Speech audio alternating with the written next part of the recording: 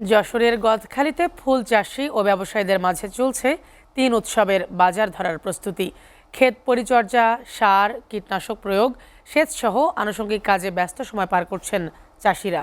বিশ্ব ভালোবাসা দিবস, বসন্ত উৎসব ও আন্তর্জাতিক মাতৃভাষা দিবসে পর্যাপ্ত ফুল বাজারজাতে ভালো দাম মিললে লাভের পাশাপাশি শতাধিক কোটি টাকার ফুল বিক্রির আশা করা হচ্ছে। তবে আবহাওয়া নিয়ে চিন্তিত চাষিরা। যশোর প্রতিনিধি রকুনুজ্জামান রিপনের প্রতিবেদন। 2 দিবস, ইংরেজি নববর্ষ ও বিজয় দিবসে 2 কোটি টাকারও বেশি ফুল বিক্রি হয়েছে এমন তথ্য জানিয়ে চাষিরা বলছেন, ভালো বিক্রি ও দাম পেয়ে প্রথম ধাপে লাভবান হয়েছেন। এবার লক্ষ্য মূল 3 উৎসব ও দিবস।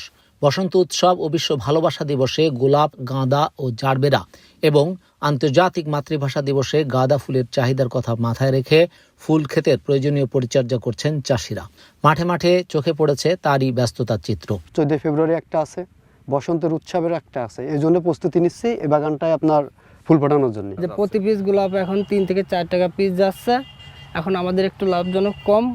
আমরা যারা কৃষক তারা আসলে কখনো থেমে থাকি না, কোনো না কোনোভাবে কোনো না কখনো আমাদের হয়তো একটা উৎসব সামনে আসে, সেই জন্য আমরা আমাদের মতো করে প্রস্তুতি নেওয়ার চেষ্টা করি। চাষিরা বলছেন, আবহাওয়া অনুকূলে থাকলে আশানুরূপ ফুল ফোটানো সম্ভব হবে।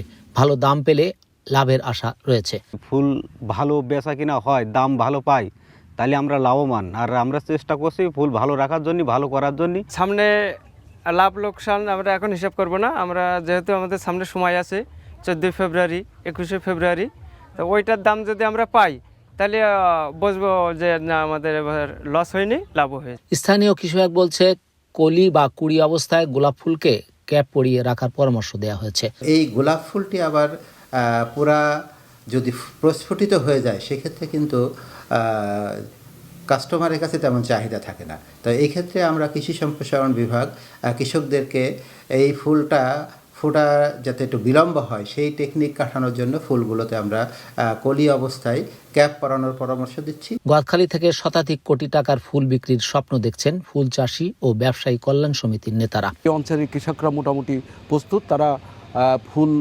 উৎপাদন করে কীভাবে পরিচর্যা করে আগামী অনুষ্ঠানকে ঘিরে যাতে বেশি মূল্যে ফুল বিক্রি করতে পারে সেভাবে প্রস্তুত হয়েছে।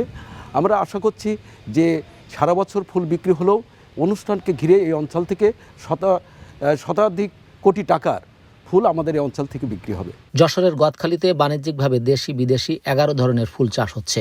এ কাজের সাথে জড়িত লক্ষাধিক মানুষ।